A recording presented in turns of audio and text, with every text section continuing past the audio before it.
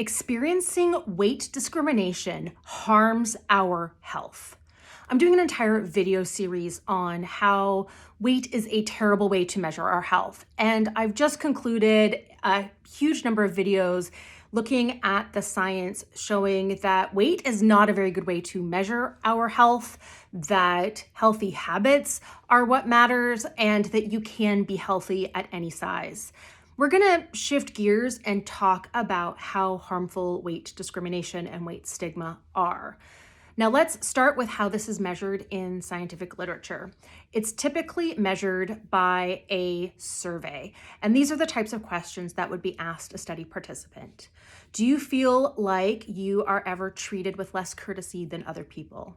Do you feel like you are ever treated with less respect than other people? Do you ever receive poorer service than other people at restaurants or stores? Do you feel as though people act as though they think you are not smart? Do you feel as though people act as if they are afraid of you? Do you feel as though people act as if you are being dishonest? Do you feel as if people act like they think they're better than you? Do you ever get called names or insulted? Do you ever feel threatened or harassed?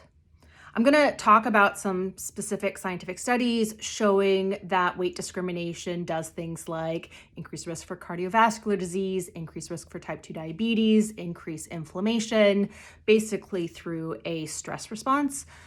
But I also want to mention before I dive into those videos is that weight discrimination is not always framed negatively.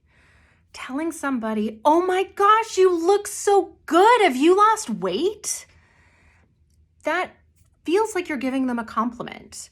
But what you're doing is you're telling them that they have more value now that they're in a smaller body.